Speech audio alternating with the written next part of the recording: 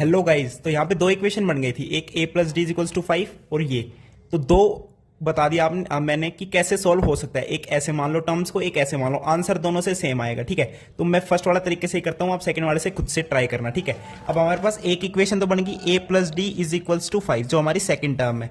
एक इक्वेशन क्या बनी है, 2a² plus 4d² plus 4ad is equals to 58 is equals to क्या बन गई 58। अब देखो फर्स्ट इक्वेशन से मैंने निकाल दिया कि a को मैंने क्या लिख दिया 5 माइनस डी।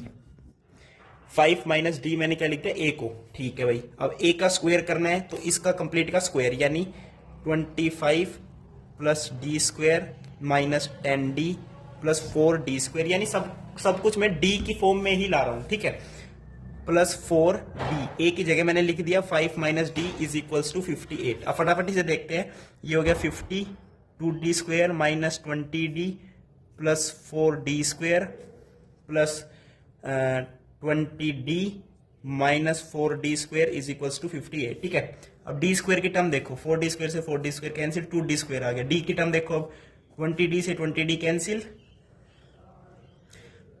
तो ये तो हो ही गया कैंसिल। ठीक, अब यहाँ पे 50 बचा, उधर जाके 8 हो जाएगा।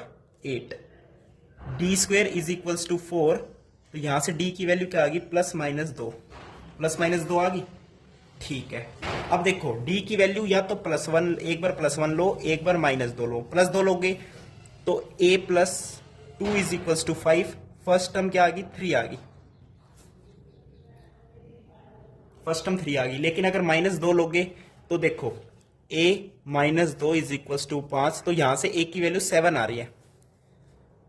अच्छा, a की वैल्यू 7 है तो मान लो फर्स्ट टर्म 7 होगी। ठीक है, इसकी भी मान के देख लेते हैं। और कॉमन डिफरेंस हमने -2 माना है इस वाले टर्म में, तो -2 होगा यानी कम होते जा रहा है, यानी 5 यानी 3। तो ये भी एक AP की टर्म है जिसके अंदर क्या है 7 और 5 12 3, इनका सम भी 15 है और ये AP की टर्म है। और जब a की वैल्यू 3 आई और कॉमन डिफरेंस +2 है तो ये भी एक टर्म है, यानी इसका रिवर्स भी पॉसिबल है। लेकिन क्वेश्चन में क्या पूछा था, the smallest part is, smallest part यानी सबसे छोटा वाला पार्ट। तो ऑब्वियसली, और देखो 7th ऑप्शन में भी नहीं है, तो सबसे स्मॉलेस्ट पार्ट तो फर्स्ट टर्म 3 ही है ना।